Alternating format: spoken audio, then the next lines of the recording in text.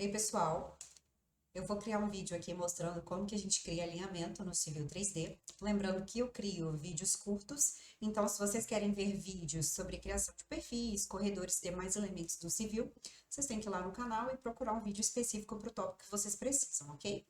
Então, inicialmente, eu vou criar um alinhamento a partir de uma polyline, uma forma mais simples. Então, eu desenho aqui uma polyline normal, se eu venho aqui nas propriedades, é uma polyline. E aí eu venho aqui em Home, nessa primeira abinha aqui do Civil, e vou vir aqui em alinhamento, eu vou criar um alinhamento a partir de um objeto.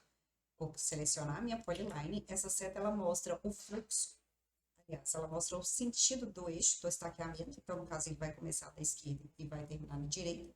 Se eu quisesse ao contrário, era só marcar aqui reverse, vou dar um Enter. Todas essas propriedades, assim como o nome, são questões de template, ok? Então, não vou mexer em nada por enquanto. Não quero adicionar essa opção aqui, se eu quisesse adicionar sempre uma curva entre duas tangentes, eu não quero. E eu vou deixar marcado aqui para apagar a polyline assim que eu criar o eixo. Vou dar um OK.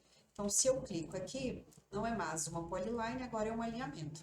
E tem uma outra opção também, que é criar um alinhamento a partir do zero. Então, eu venho nessa primeira opção, também são questões de default, vou dar um OK.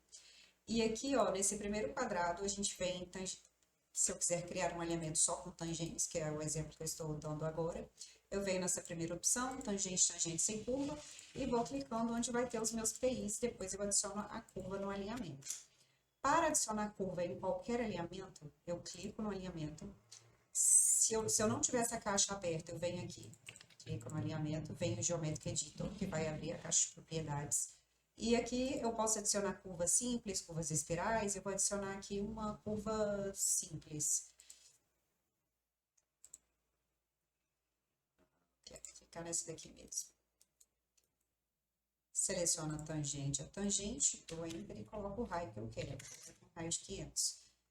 Então, se eu quiser passar assim todos os PIs e adicionando a curva, ou eu tenho a opção também de já criar com uma curva. Vai depender de qual que é o propósito aí da criação do eixo, beleza? Então é isso aí, obrigada.